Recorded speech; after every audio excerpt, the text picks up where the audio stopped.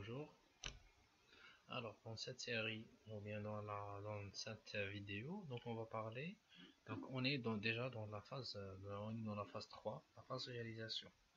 Au niveau de la phase réalisation, donc on commence la réalisation de notre produit final, ou bien de notre projet. La phase de réalisation est le résultat des phases précédentes, car c'est dans celle-là, ou bien celle-ci, on réalise le produit, ou bien du projet défini. Le chef de projet et son équipe, ou bien et son équipe, donc doivent respecter le référentiel de gestion de projet en mesurant les écarts dans les deux domaines clés. Donc deux domaines clés, c'est quoi pour réussir n'importe quel projet?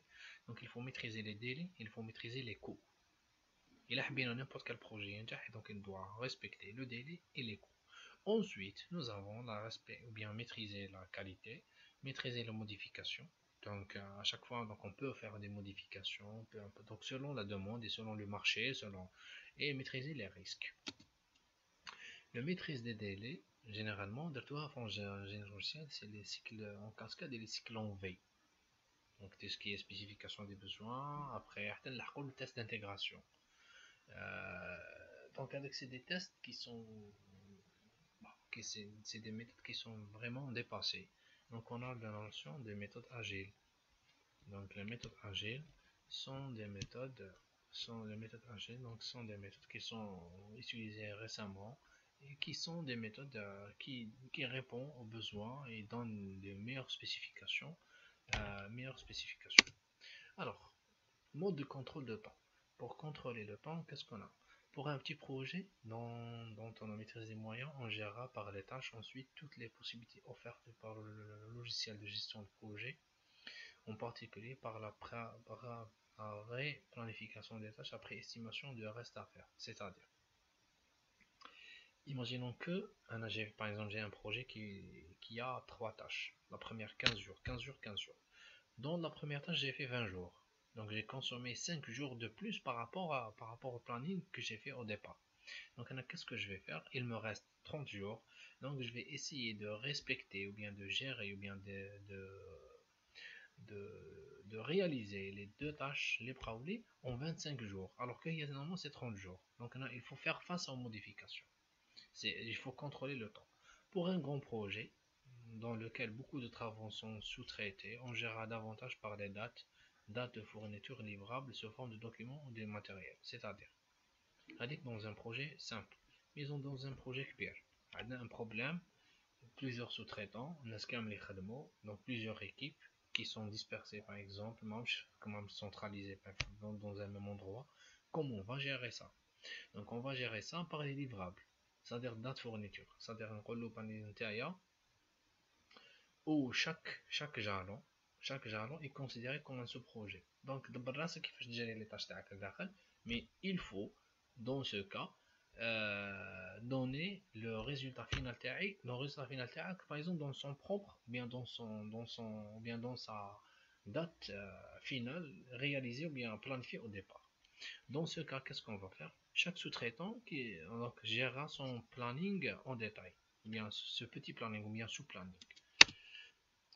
Préparation du planning, c'est quoi? Définir les dates des objectifs principaux et déduire les dates de livraison des sous-ensembles afin d'éviter l'effet tunnel, définir des jalons intermédiaires. Où je le l'effet tunnel? Alors, donc on va revenir sur ça. Établir les plannings des sous-ensembles. C'est-à-dire, par exemple, imaginez un des deux chantiers. Donc, on dit le planning général, on dit le planning à le premier chantier, on dit le planning à le deuxième chantier. Effectuer un contrôle périodique de l'avancement des travaux, examen des plannings d'estimation de pourcentage d'avancement donc c'est à chaque fois c'est-à-dire on va suivre l'avancement des travaux. Est-ce que la roue dans le même rôle ou bien dans le même ordre ou bien dans la même démarche qu'on a planifié avant? Estimation de l'avenir. Estimation à l'avenir, ça veut dire quoi? Ça veut dire si on a un problème quelconque, on a eu des dépassements, par exemple des temps, etc., ou bien des périodes. Qu'est-ce qu'on va faire? On va essayer de réestimer, ou bien de recalculer la durée, par exemple, bras. Par exemple, j'ai 3 tâches 15, 15, 15, j'ai fait flalou là 20, donc il me reste 25 jours. Donc qu'est-ce que je vais faire? Je vais diviser 12,5, 12,5. pour y arriver, par exemple, dans le temps. Alors, maintenant, l'effet tunnel. Où est l'effet tunnel? Une fois on a fait la spécification des tâches, on a c'est quoi le cahier de charge, etc. Alors, on a par exemple une suite de budget, on a une tâche qui demande une réalisation. Imaginons que la tâche est très longue, ou bien le chantier est très long. Ça veut dire quoi? Ça veut dire que le chantier, par exemple, c'est par exemple faire 3 mois. On a 3 mois, imaginons que le chef de chantier a fait le travail. Voilà ce que vous allez faire. 3 mois, mais je touche. Il par exemple les fenêtres en PVC. Les 3 mois, par exemple, il y a des mesures fausses ou là des, par exemple, qualité de PVC, par exemple, médiocre, l'essentiel. Donc, à la fin de 3 mois, je vois le résultat final, je ne suis pas satisfait. Donc, il y a un problème. Qu'est-ce que je dois faire? Donc, je dois refaire tout le travail. Donc, pour éviter l'effet tunnel, qu'est-ce qu'on va faire? On va faire un contrôle. Un contrôle, donc c'est contrôler la période de contrôle, ou sinon, la période ni trop courte, ni trop longue. Parce qu'il a donné trop longue, donc je vais faire un effet tunnel. Il a donné trop courte, c'est-à-dire je vais perdre beaucoup de temps dans le contrôle. Imaginons chaque semaine, dès un contrôle. Mais chaque semaine, je vais perdre une journée. Mais ça le dire par exemple, chaque 15 jours ou chaque 3 semaines, ni trop courte, ni trop longue. Alors, donc il y a un calcul, par exemple, il y a un standard. Moins d'une année, chaque 15 jours. Je vais faire un contrôle. 2 ans, c'est chaque un mois. Entre 5 et 10 ans, je vais faire un trimestre. Parce que c'est récupérable. Voilà. La maîtrise du coût. Il y a à chaque fois, chaque avancement, je vais calculer. Donc, vous pouvez lire en détail. Donc, généralement, c'est maîtriser le coût. C'est comment? C'est calculer le coût, par exemple, engagé, ou bien c'est calculer le coût qu'on a consommé à partir du coût qui reste, ou bien c'est-à-dire le coût général du projet. Par exemple, la première tâche, on a par exemple, par exemple, la première tâche, je vais le faire en 2 millions centimes. Deuxième tâche, 3 millions centimes. Quatrième, ou bien troisième tâche, 5 millions centimes. Ça veut dire quoi? Ça veut dire c'est 10 millions centimes. À la fin de la première tâche, j'ai consommé, au lieu de 2, j'ai consommé 3. Donc il me reste 7, alors qu'à un moment, il me reste 8. Qu'est-ce que je dois faire? Je dois assurer une certaine modification, ou bien je vais faire une réévaluation pour donner, par exemple, le nouveau planning, ou bien le nouveau. Alors,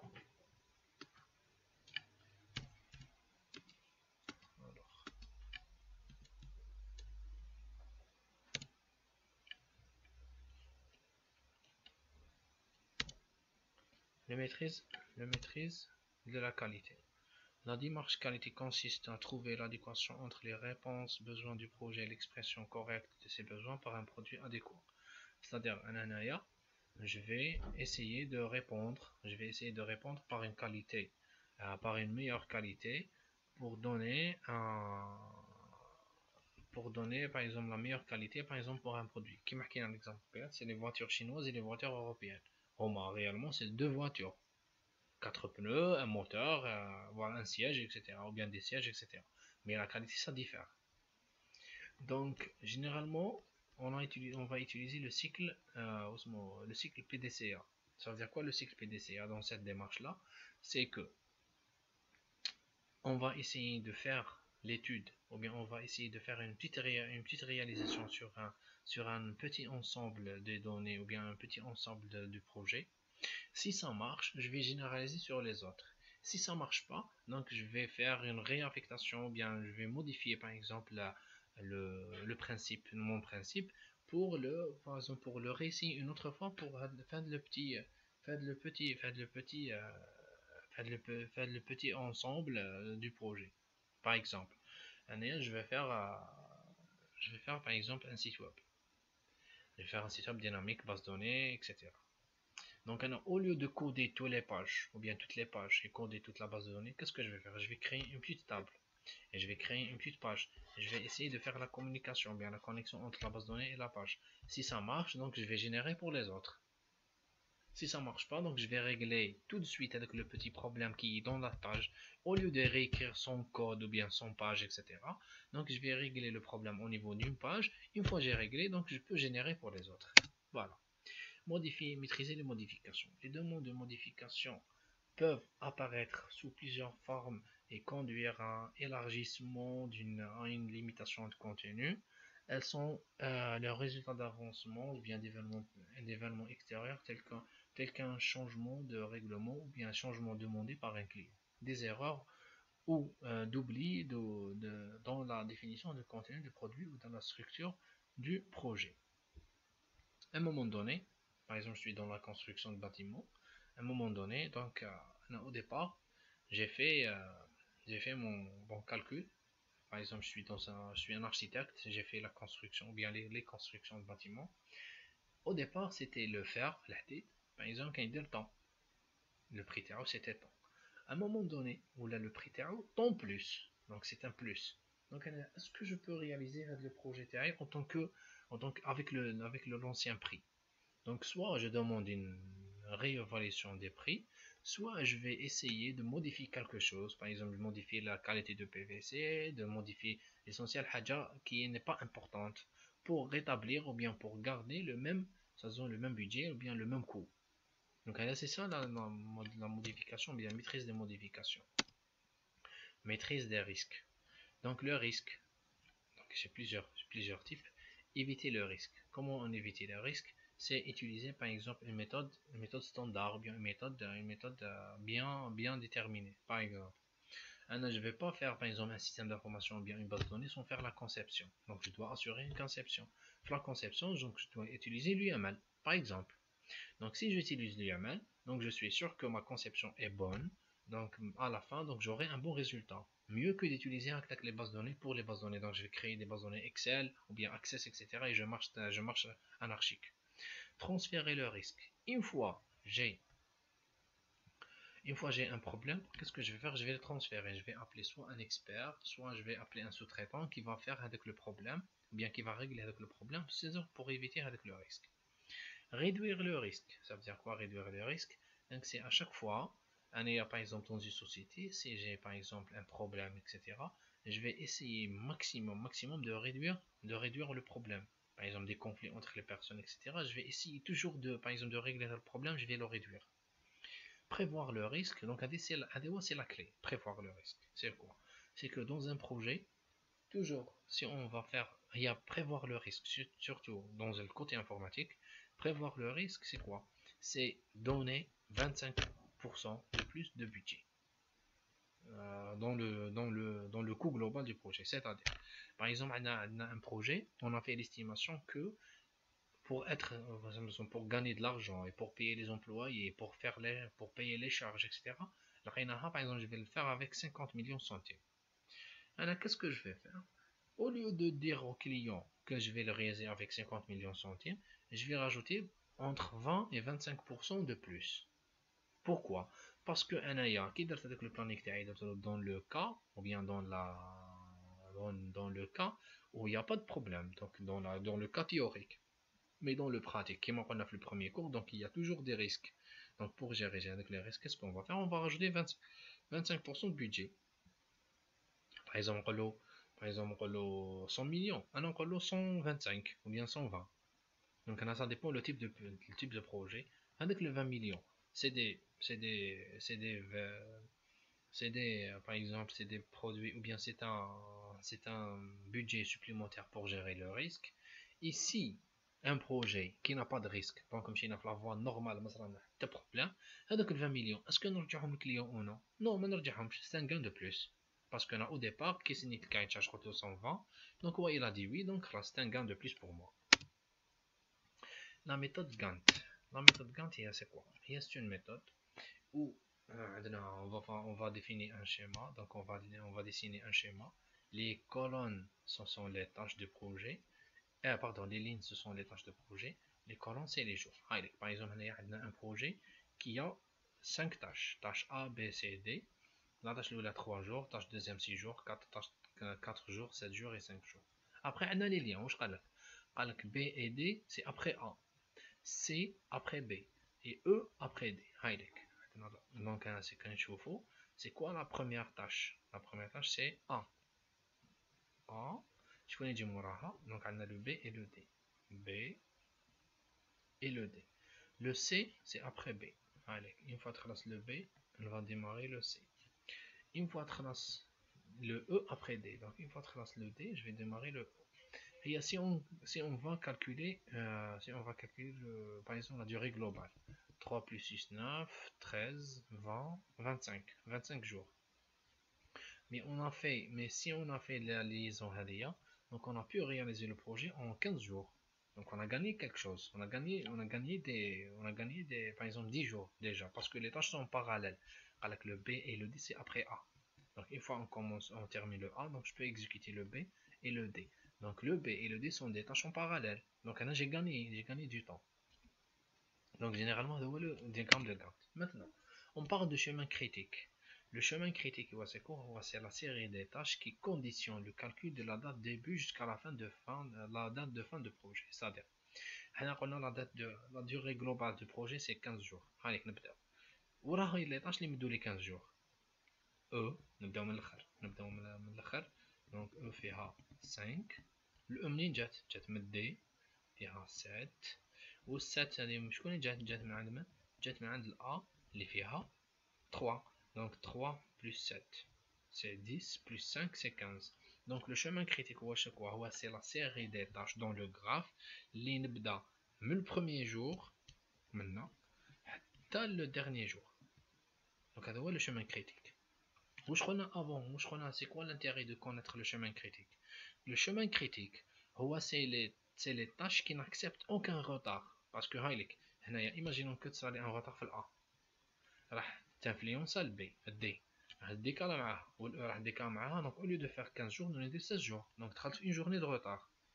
Donc le chemin critique c'est le chemin وين c'est l'ensemble des tâches اللي مدلي la durée globale تاع le projet وين il n'accepte aucun retard. نهار ساعة تاع retard ما يكسبتيوهاش.